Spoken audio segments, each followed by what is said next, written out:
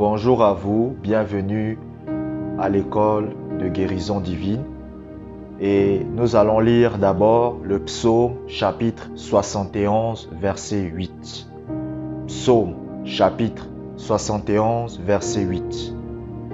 Que ma bouche soit remplie de tes louanges, que chaque jour elle te glorifie.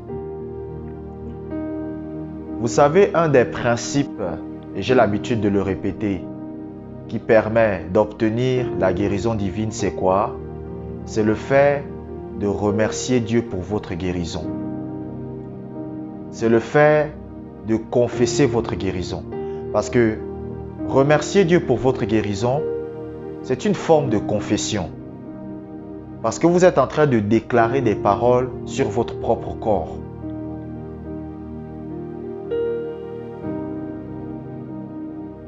Cela doit devenir un réflexe dans votre vie.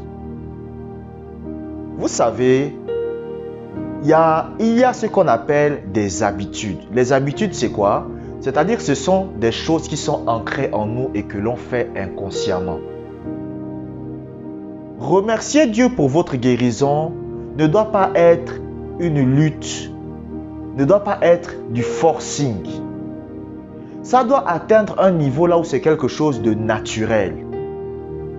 Vous avez vu lorsque vous marchez, parfois vous n'êtes même pas conscient que vous êtes en train de marcher pendant que vous marchez. Pourquoi? Parce que c'est devenu quelque chose de naturel pour vous. Et c'est la même chose que vous devez atteindre dans le domaine de la guérison. C'est-à-dire vous devez apprendre à remercier Dieu pour votre guérison, à bénir Dieu pour votre guérison, de façon inconsciente, c'est-à-dire ça doit devenir automatique.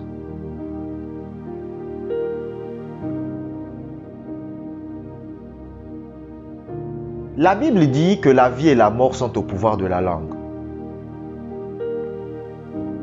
Ce que vous ne passez votre temps qu'à déclarer sur votre corps, c'est ce qui va vous arriver. Le chrétien qui passe son temps à déclarer, à confesser, à remercier Dieu pour sa guérison, qu'il l'ait vu ou qu'il ne l'ait pas vu, va manifester sa guérison. Le Seigneur Jésus-Christ nous a montré dans Marc chapitre 11 la puissance des paroles. La Bible dit qu'il va arriver devant un figuier. Et le Seigneur Jésus-Christ va maudire le figuier. Il va déclarer des mauvaises paroles sur le figuier. Donc, le figuier était en bonne santé. Le figuier se portait bien. La Bible dit que le figuier avait des feuilles.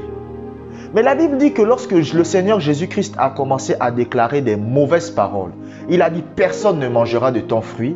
Qu'est-ce qui s'est passé? Le figuier a séché jusqu'aux racines. Et la Bible dit que ce qui a été écrit pour notre instruction. Cela vous montre la puissance des paroles. Donc cela signifie que lorsque vous parlez à votre corps, lorsque vous remerciez Dieu pour votre guérison, lorsque vous confessez votre guérison, lorsque vous ne passez votre temps qu'à déclarer que vous êtes guéri, lorsque vous passez votre temps à remercier Dieu pour votre guérison tous les jours, la guérison va commencer à se manifester.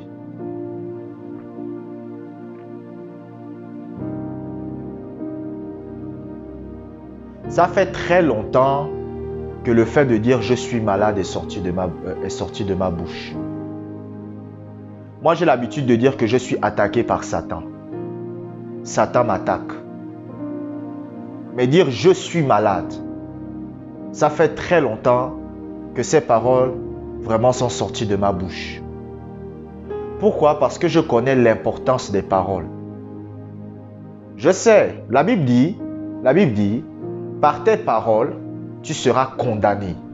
Et par tes paroles, tu seras justifié. La Bible ne dit pas que Dieu va te condamner. La Bible ne dit pas que Dieu va te justifier. La Bible dit, par tes paroles. En fait, ce qui sort de ta propre bouche, c'est par vos paroles à vous. C'est vos paroles qui vont vous condamner. Et c'est aussi vos paroles qui vont vous justifier. Ce qui va sortir de votre bouche C'est ce qui va faire en sorte que vous obtenez votre guérison ou c'est ce qui va faire en sorte que vous soyez en mauvaise santé? Il y avait une femme qui aimait aller voir tous les jours un homme de Dieu et elle disait à cet homme de Dieu, priez pour moi parce que j'ai le cancer. Et l'homme de Dieu lui disait, mais vous n'avez pas le cancer. Et elle n'avait pas le cancer en vrai. Hein? Mais elle aimait dire ça tous les jours. Priez pour moi, j'ai le cancer. Je crois que j'ai le cancer. Quand on part faire le test, elle n'a aucun cancer. Mais après, qu'est-ce qui s'est passé? Le cancer qu'elle n'a fait que déclarer pendant 2 ans s'est manifesté dans son corps. Pourquoi? À cause de ce qu'elle sortait de sa bouche. Lorsque vous dites tous les jours, merci Seigneur, je suis guéri. Merci Seigneur, je suis en bonne santé. Merci Seigneur pour la santé que tu as mis dans mon corps. Merci Seigneur parce que tu m'as délivré de mes maladies. Seigneur, je te bénis. Lorsque vous prenez du temps chaque jour pour remercier Dieu pour votre guérison, pour remercier Dieu pour votre bonne santé, qu'est-ce qui se passe? La guérison va commencer à se manifester dans votre corps. La bonne santé va commencer à se manifester. Pourquoi? Parce qu'il y a de la puissance derrière les paroles.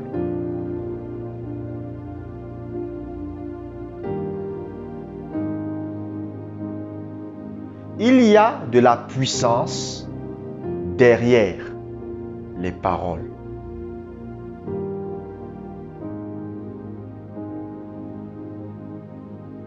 Vous comprenez? C'est pour cela que même Dieu, la Bible dit que Dieu a créé le monde à travers ce qui est sorti de sa bouche. La Bible dit que la terre était informe et vide et Dieu a parlé. Donc lorsque vous remerciez Dieu tous les jours pour votre guérison, Seigneur, merci, je suis guéri. Oh, je déclare ma guérison. Merci Seigneur pour ma guérison. Je suis délivré. Vous êtes en train de créer la bonne santé pour votre corps. Est-ce que vous comprenez? Est-ce que vous comprenez ceci? Nous allons maintenant lire un deuxième passage biblique. Nous allons lire Jacques, chapitre 2, verset 18. Jacques, chapitre 2, verset 18. Mais quelqu'un dira, toi, tu as la foi, et moi, j'ai les œuvres. Montre-moi ta foi sans les œuvres, et moi, je te montrerai la foi par mes œuvres. Alléluia. Bien-aimé, déclarer sa guérison, remercier Dieu pour sa guérison, ça ne suffit pas. Vous devez aussi commencer à faire des choses que vous ne faisiez pas avant. Je répète, vous devez commencer à faire des choses que vous ne faisiez pas avant. Vous devez commencer à agir par la foi.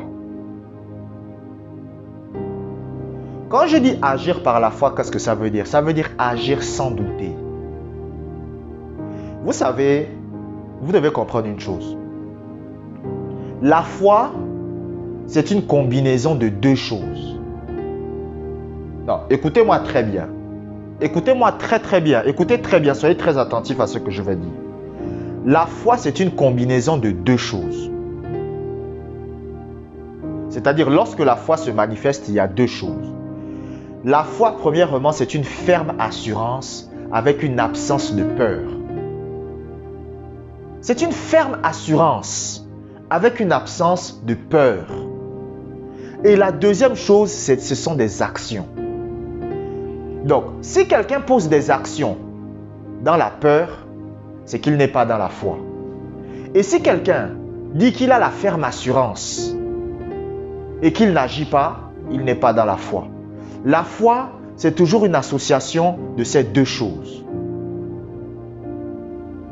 C'est une ferme assurance et ce sont des actes que vous posez.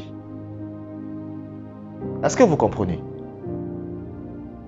Bon, je vais raconter peut-être un témoignage. Peut-être que des gens ne me croiront pas, mais c'était à l'époque. Parce qu'à l'époque, vraiment, là, je suis passionné toujours de Dieu, mais j'avais une passion de Dieu vraiment terrible. Pour Dieu terrible. À l'époque, je devais aller à l'école. J'étais au lycée. Il y avait la pluie. C'était devant mon petit frère. J'ai dit, moi, je vais aller à l'école. Et les gouttes de pluie commençaient à tomber. J'ai dit, j'ordonne à la pluie de s'arrêter. C'était à l'époque. J'avais une foi, je ne sais pas ce qui m'a pris, si c'était la folie, je ne sais pas. Et lorsque j'ai dit à la pluie de s'arrêter, je suis sorti. Et les gouttes d'eau commençaient à tomber. Mon petit frère me dit, Josué, prends le parapluie, parce que tu vas te mouiller. J'ai dit non, la pluie ne va pas tomber. La pluie ne va tomber que quand j'arriverai à l'école. Quand je vais arriver à l'école, c'est là que la pluie tombera. Mais tant que je ne suis pas arrivé à l'école, la pluie ne tombera pas. Et je suis parti. J'ai dit, je n'ai pas besoin de prendre le parapluie. Et je suis parti. Les gouttes ont commencé un peu à tomber là. Les gouttes ont commencé un peu à tomber. J'avais pas peur. J'avais pas peur que je vais me mouiller. Vous comprenez? J'ai pris mon taxi. Je suis arrivé à l'école. Quand maintenant je suis entré dans l'école, dans le bâtiment, la pluie est maintenant tombée. Vous comprenez? J'avais une ferme assurance en moi. Est-ce que vous me comprenez? Une ferme assurance. Et j'ai manifesté cela par des actes. Donc, la guérison, c'est la même chose. Vous devez croire que vous êtes guéri. Vous devez confesser votre guérison, remercier Dieu pour votre guérison. Mais vous devez aussi poser des actes. L'homme de Dieu Smith Wigglesworth un jour priait pour une dame. Et après avoir prié pour la dame avait une tumeur, je ne sais pas, au ventre ou un truc comme ça. Et il a dit à cette dame de marcher. Et cette dame est tombée au sol. Elle a pleuré parce que c'était douloureux. Il a dit encore à la dame, relève-toi. Jusqu'à peut-être 5 reprises. Ils n'ont fait que recommencer et recommencer et recommencer. Et la dame a été guérie. Mais pourquoi? Parce que Smith Wigglesworth croyait qu'elle était déjà guérie. Même si Smith Wigglesworth voyait la tumeur dans son ventre, même si Smith Wigglesworth voyait que son ventre avait beaucoup grossi, Smith Wigglesworth croyait qu'elle était déjà guérie. Et Smith Wigglesworth lui a demandé de faire quelque chose qu'elle ne pouvait pas faire. Donc, pour obtenir la guérison, vous devez apprendre à faire des choses que vous ne pouviez pas faire. Vous devez apprendre à poser des actes. Vous devez apprendre à poser des actes de foi. C'est-à-dire, les actes de foi, c'est quoi? C'est-à-dire agir sans douter. Agir sans avoir peur. C'est pour ça que moi, je ne dis jamais à un chrétien, ne prends pas les médicaments ou prends les médicaments. Vous comprenez? Vous savez pourquoi? Parce que si je dis à un chrétien ne prends pas les médicaments, mais qu'il est dans la peur, c'est qu'il n'est pas dans la foi. Il va faire ça parce que je lui ai simplement dit de le faire. Est-ce que vous comprenez? Parce que la foi, dans la foi, il n'y a pas de peur. Est-ce que vous comprenez? Dans la foi, il n'y a pas de peur. Donc, lorsque vous croyez en votre guérison, c'est-à-dire si vous priez pour votre guérison, si normalement vous croyez en votre guérison, vous ne devriez plus faire des nuits blanches. Vous ne devriez plus être dans l'anxiété. Vous ne devriez plus compter le nombre de jours qu'il vous reste à vivre. Vous ne devriez plus être comme ça. Mais vous devriez être dans la paix. La Bible dit que la paix de Dieu qui surpasse toute intelligence gardera vos cœurs en Jésus-Christ. Est-ce que vous comprenez? Est-ce que vous comprenez? Donc, pour obtenir votre guérison, vous devez agir par la foi. Ça veut dire agir sans douter. Ça veut dire agir sans avoir de la peur, de l'anxiété.